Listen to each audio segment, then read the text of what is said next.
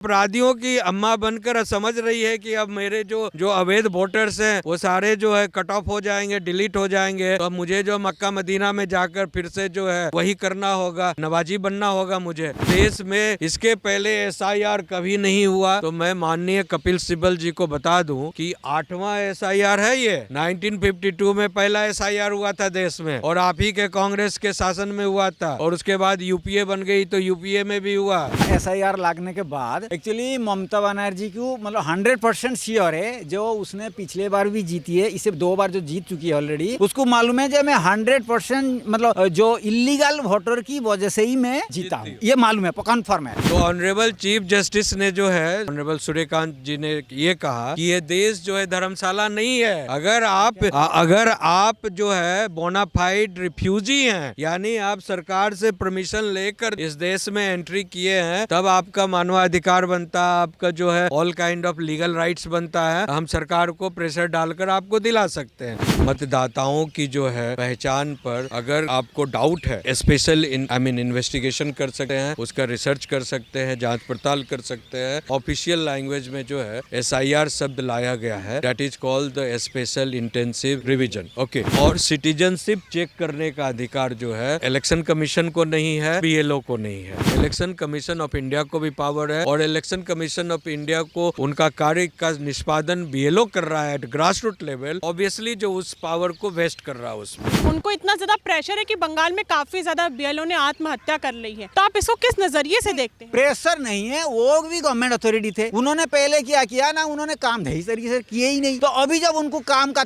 ये आ रहा है प्रेशर, क्योंकि पहले इतना घंटा इसी तरीके से काम किया नहीं, हो सकता है कुर्सी में बैठे बैठे टाइम बिता दिए और ऐसे काम नहीं, क्योंकि पहले जो चीफ इलेक्शन कमिश्नर थे वो इतना एक्टिव नहीं हुआ करते थे। अभी जो चीफ इलेक्शन का या उसको क्योंकि वो खुद ड्यूटी लॉयल्टी साथ कर रहा है, तो वो ड्यूटी लॉयल्टी साथ कर रहे हैं। TMC के लोग जो हैं झंडा लेकर BLO के साथ TMC जिंदाबाद, TMC जिंदाबाद, BLO जिंदाबाद, BLO मुर्दाबाद, वो इलेक्शन कमीशन मुर्दाबाद। What is this nonsense happening? Mamata Banerjee ने बहुत ज्यादा कोशिश किया कि किसी तरह डरा धमका कर, बिकॉज जिसके पहले उन्होंने एक CBI ऑफिसर को रूम में बंद कर दिया था। TMC का जो पत्ता और फूल जो है मुरझा कर गिरने जा रहा है, और जितना भी जाली वो सब जो है हाईलाइट होकर सामने आ रहा है। SIR के बारे में आप क्या सोचते हैं? चुनाव आ रहे हैं उत्तर प्रदेश में, पश्चिम बंगाल में, पंजाब में, और SIR कई राज्यों में शुरू हो चुका है। देखिए, SIR जो है भारत के संविधान आर्टिकल 324 और आर्टिकल 326 के तहत जो है उसमें इलेक्शन कमीशन ऑफ इंडिया को जो है ये पावर प्रदत्त किया गया है कि आप जो है जब चाहें किसी भी कॉन्स्टिट्यूएंसी में, भारत के किसी भी कॉन्स्टिट्यूएंसी में जाकर जो है आप वहाँ पर मतदाताओं की जो है पहचान पर अगर आपको डाउट है तो उसके स्पेशल इन्वेस्टिगेशन कर सकते हैं, उसका रिसर्च कर सकते हैं, जांच पड़ताल कर सकते हैं। उसी को एक ऑफिशियल लैंग्वेज में जो है SIR शब्द लाया गया है, that is called the special intensive revision. Okay. तो वो इसका जो हिंदीकरण जो है मतपत्र शुद्धिकरण है, कि मतपत्र में कहीं भी किसी प्रकार का डिफेक्ट्स आ गया है, जैसे in the process of time जो है लाखों लोग मर जाते हैं, लाखों लोग नए जन्म लेते हैं, तो जो मरे हुए लोग हैं उनके नाम को डिलीट किया जाए, और जो नए जो 18 साल लोग जो कंप्लीट कर लिए गए हैं उनके नाम को जोड़ा जाए, बिकॉज उनका फंडामेंटल राइट्स बनता है।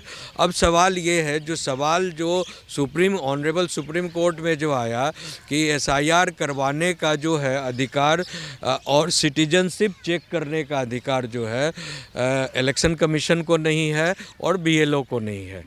ये सवाल जो हमारे सीनियर सुप्रीम कोर्ट के हैं, कपिल सिब्बल साहब जो है बंगाल के तरफ से, केरल के तरफ से, तमिलनाडु के तरफ से या बिहार के तरफ से भी थे, वो मनु सिंह भी, और वो तो इन लोगों ने ये सवाल उठाया था कि जो election commission has no right to check citizenship issue and the electoral voters. तो उसमें मैं ये कहना चाहता हूँ कि सीनियर साहब को जो है, कपिल साहब को सिब्बल साहब को, या जो भी इस तरह की भाषा बोल रहे हैं, या कोर्ट को गुमराह करने की कोशिश कर रहे हैं, या अपने क्लाइंट को सीधा ये समझाने की कोशिश, खुश कर पैसे लेने के लिए खुश गलत कि हम ये करवा देंगे वो कर देंगे, ऐसे उनको मैं बता देना चाहूँगा कि आर्टिकल 324, आर्टिकल 326 के अलावा जो पीपुल्स रिप्रेजेंटेशन एक्ट 1950 और 1951 है, जो 1950 1951 में जो पीपुल्स रिप्रेजेंटेशन एक्ट, जिसके तहत जो एमपी एमएलए या सारे लोग जो पंचायत के सिस्टम के लोग लड़ते हैं, कॉन्टेस्ट करते हैं, उसमें आर्टिकल 16, 17, 19 तीन चार ऐसे सेक्शंस है जिसमें साफ साफ पावर जो दिया हुआ है। रेडविट आर्टिकल, रेडविट सेक्शन 21A, ओके, जिसमें साफ साफ कहा गया है कि इलेक्शन कमीशन ऑफ इंडिया को पूरा पावर प्रदत्त किया जाता है कि वो जब चाहे तब जो है सिटीजनशिप की भी जो है बात कर सकता है। सिटीजनशिप, वेदर द इलेक्ट्रल जो वोटर्स का सिटीजनशिप सही है या गलत है, इस बात को सामने ला सकता है, चेक कर सकता है। तो ये कहना कि इलेक्शन कमीशन को कोई पावर नहीं है या फिर सिर्फ होम मिनिस्ट्री ही कर सकती है चेक, ये नहीं, इलेक्शन कमीशन ऑफ इंडिया को भी पावर है। और इलेक्शन कमीशन ऑफ इंडिया को उनका कार्य का निष्पादन बीएलओ कर रहा है at grass root level, obviously जो उस पावर को वेस्ट कर रहा है उसमें, तो उनको भी ये पावर है इस तरह की बात, ये गलत रिप्रेजेंटेशन कोर्ट को गुमराह करने की बात। नारायण जी, विपक्ष जो है एसआईआर को लगातार वोट चोरी से जोड़ रहा है। उन्होंने बोला कि एसआईआर की जरूरत अब क्यों पड़ रही है? अगर ये प्रक्रिया शुरू करनी तो ये पहले भी कर सकते थे। कहीं ना कहीं शायद वो डरे हुए हैं या उनको लगता है कि वोट चोरी सही में हो रही है और अभी सत्ता में भाजपा की सरकार है, तो एसआईआर का गलत फायदा उठाया जा रहा है। नहीं मैडम, देखिए, ये जो कॉन्स्टिट्यूशन है, ये कॉन्स्टिट्यूशन जैसे जुडिशियरी को राइट्स दिया फैसला सुनाने के लिए, जजमेंट सुनाने के लिए या न्याय अन्याय विचार करने के लिए दिया, ऐसे ही कॉन्स्टिट्यूशन इलेक्शन कमीशन को अथॉरिटी दिया है जे वो कभी भी चाहें अपना वोटर लिस्ट या वोटर आईडी या कोई भी चीज़ का अपडेटेड कर सकता है या रिवीजन भी कर सकता है, क्योंकि आदमी मर जाते हैं और कुछ आदमी जन्म भी होते हैं, तो वही हिसाब से उनके पास अधिकार है। और वो सोच रहे हैं अभी क्यों कर रहे हैं, ये भी एक पॉइंट है। Depend on the chief election commissioner. अगर जो पुराने चीफ इलेक्शन कमिश्नर थे वो 100 के टाइम बिताना चाहते थे, हो सकता है बिता दिया उन्होंने। जब नया आया वो अपना ड्यूटी फर्ज सही तरीके से निभाना चाहता है, तो इसीलिए वो क्या किया ना, constitutional, not only constitutional rights, it is his duty also to make sure that all the things are updated, voter list, voters name and everything are updated. So ये जो अभी chief election commissioner Gyanesh Kumar आए हैं, वो अपना duty को सबसे बड़ा इंपॉर्टेंट समझते हैं, इसलिए वो अपना ड्यूटी स्टार्ट करना शुरू कर दिए। बंगाल में हाल ही में चुनाव हैं 2026 में, फरवरी मार्च के बीच में, और ममता बनर्जी का हाल ही में एक बयान आया है कि जो बीएलओ एसआईआर कर रहे हैं उनको इतना ज़्यादा प्रेशर है कि बंगाल में काफ़ी ज़्यादा बीएलओ ने आत्महत्या कर ली है। तो आप इसको किस नज़रिए से देखते हैं? प्रेशर नहीं है, वो भी गवर्नमेंट अथॉरिटी थे, उन्होंने पहले क्या किया ना, उन्होंने काम सही तरीके से किए ही नहीं। तो अभी जब उनको काम का ये आ रहा है प्रेशर, तो क्योंकि पहले इतना घंटा इसी तरीके से काम किया नहीं, हो सकता है कुर्सी में बैठे बैठे टाइम बिता दिए और ऐसे काम नहीं, क्योंकि पहले जो चीफ इलेक्शन कमिश्नर थे वो इतना एक्टिव नहीं हुआ करते थे। अभी जो चीफ इलेक्शन का या उसको क्योंकि वो खुद ड्यूटी लॉयल्टी साथ कर रहा है, तो वो ड्यूटी लॉयल्टी साथ कर रहे हैं। वो या तो अपनी ड्यूटी छोड़ दे रहे हैं, क्योंकि टीचर्स जिनकी ड्यूटी एसआईआर लगाई गई है। देखिए इसमें दो सवाल है। पहला सवाल है कि ममता बनर्जी और उनके जो जितने कुनवे बुनवे हैं, सिंडिकेट जो वहाँ बने हुए हैं, वो बेसिकली पूरे बीएलओ को जो है वो गुमराह करते हुए और उनको जो है अंडर प्रेशर डालकर उनको ये टेरराइज किए हैं, एक दहशत पैदा कर दिए हैं कि अगर तुम इस एसआईआर के प्रोसेस में कोऑपरेट करोगे प्रॉपरली है तो हम तुमको जीने नहीं देंगे, हम तुम्हारी जो है जान ले लेंगे। और प्रॉब्लम करेंगे, हाँ, आधार पे चलोगे तो हम सही। हाँ, एक मिनट हमें वो फिर बोलना आप। तो वो जो पूरी जो इनको, अब देखिए मैंने कुछ वीडियो देखा और हमारे बहुत सारे लॉयर्स फ्रेंड्स जो हैं वहाँ हैं, वो मैं देख रहा हूँ कि जो बीएलओ जो जा रहे हैं घर घर फॉर्म बांटने के लिए, form 8, form 7 and form 16 form बांट रहे हैं, तो उनके पीछे तृणमूल का झंडा जो है लेकर उनके जो है कुनवे के लोग जो है टीएमसी के लोग जो हैं झंडा लेकर बीएलओ के साथ टीएमसी जिंदाबाद, बीएलओ जिंदाबाद, बीएलओ मुर्दाबाद, वो इलेक्शन कमीशन मुर्दाबाद। What is this nonsense happening? मतलब आप एक पॉलिटिकल पार्टी हो, बीएलओ एक सरकारी पदाधिकारी बनकर वहाँ पर जांच पड़ताल करने जा रहा है, उनके अधिकारों के इंफॉर्मेशन लेने जा रहा है, उनके details whether you are eligible और नॉट इसकी पहचान करने जा रहा है। वहाँ टीएमसी का झंडा लेकर आप वहाँ पहुँच गए। तो ये एक साइकोलॉजिकल प्रेशर डाला जा रहा है जनता के ऊपर भी और दूसरी ओर जो है ममता बनर्जी स्टेज पर जितनी भी पब्लिक रैली कर रही है वहाँ गोल डांस कर रही है, डिस्को डांस कर रही है कि आमीम मारो मारो मारो, इस तरह का भाषा बोल रही है कि अगर बीएलओ तुम्हारी बात नहीं रखता है और जितना भी जैसे म्युनिसिपल कॉरपोरेशन हुआ और पंचायती सब जगह कह दिए कि सबको जितने भी इंट्रूडर्स हैं, घुसपैठिए हैं, सबका बर्थ सर्टिफिकेट पुराने डेट में बनाओ, जाली बनाओ डेट में। इस तरह के कई लोग जो वहाँ पर जान माल अपना खो रहे हैं, अपनी प्रॉपर्टी खो रहे हैं, अपने या जहर खा रहे हैं या वहाँ से भाग रहे हैं, तो वो उसके पीछे सिर्फ ममता बनर्जी और उनके गुंडों का हाथ है। कोई प्रेशर टैक्टिस ये नहीं है कि बहुत ज़्यादा काम का प्रेशर है। I will tell you why.